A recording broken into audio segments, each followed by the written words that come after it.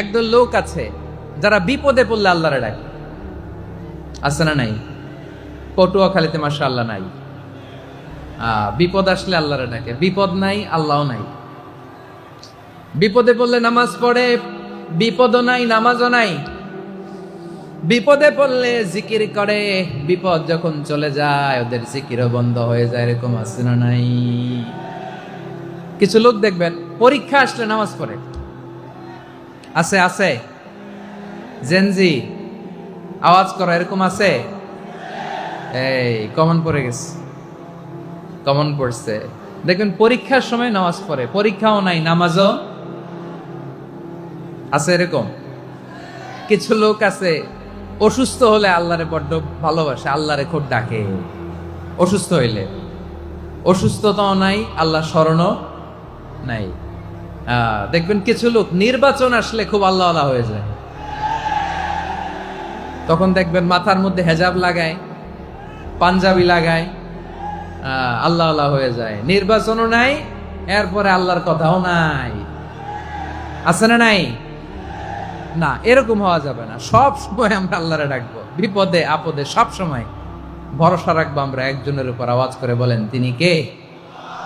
এ কোথায় আল্লাহ তাআলা আমাদের চোখে আঙ্গুল দিয়ে জানিয়ে দিলেন, ফাইদা রাকিবু ফিল ফুলকি দাআউল্লাহা মুখলিসিনা লাহুদ্দিন ফালাম্মা নাজ্জাহুম ইলাল বাররি ইযা হুম ইউশরিকুন।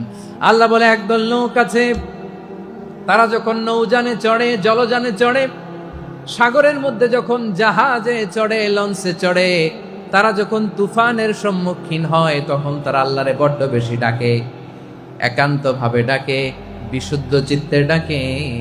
আবার তুফান থেকে তাদেরকে সেফ জোনে নিয়ে, নিরাপদ জোনে নিয়ে যখন বন্দরে আমি আল্লাহ তাদেরকে ভিড়িয়ে দেই, ওই লোকগুলো আবার আমি আল্লাহর সাথে শিরিক করে। এরকম আছে না নাই? জাহাজে উঠছে, সাগরের মাঝখানে তুফান, ওই সময় দেখবেন আল্লাহ কারে কয়। এই কথা তো আপনাদেরকে বোঝানো সহজ, আপনারা তো নদীর দেশের মানুষ। লঞ্চে চড়েন নাই কারা কারা দেখি? লঞ্চে চড়ছেন? হ্যাঁ,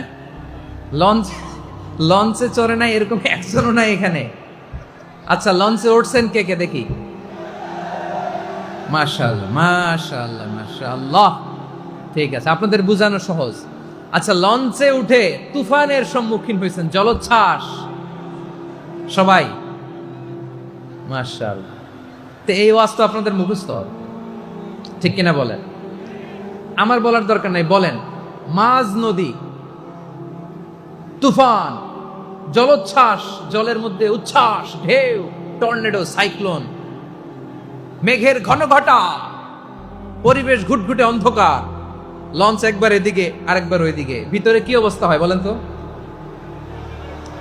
হ্যাঁ,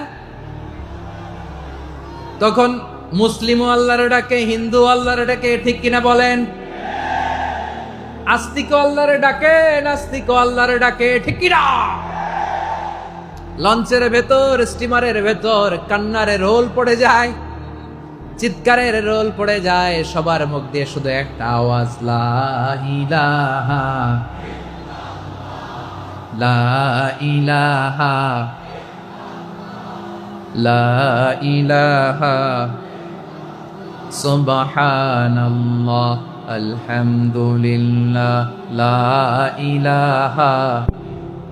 আল্লাহ নামের জিকির করবে যারা, আল্লাহর কাছে প্রিয় তারা, আল্লাহর কাছে প্রিয় যারা, জান্নাতে প্রবেশ করবে তারা। জোরে লা ইলাহা লা ইলাহা ইল্লাল্লাহ লা ইলাহা ইল্লাল্লাহ মুহাম্মাদুর রাসূলুল্লাহ সাল্লাল্লাহু আলাইহি ওয়াসাল্লাম। আমার প্রিয় পটুয়াখালীবাসী, তাহলে লঞ্চের ভেতরে যখন আমরা তুফানের মধ্যে পড়ি, তখন সবাই মিলে আমরা একটা নামের জিকির করি। নামটা কার?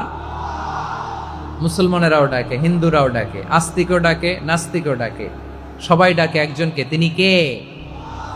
আবার দেখবেন ওই আল্লাহ তুফানের পরে ঝড়ের পরে ওই লঞ্চটাকে যখন সদর ঘাটে ফিরিয়ে দেয়, আবার আমরা নাফরমানি শুরু করে দেই।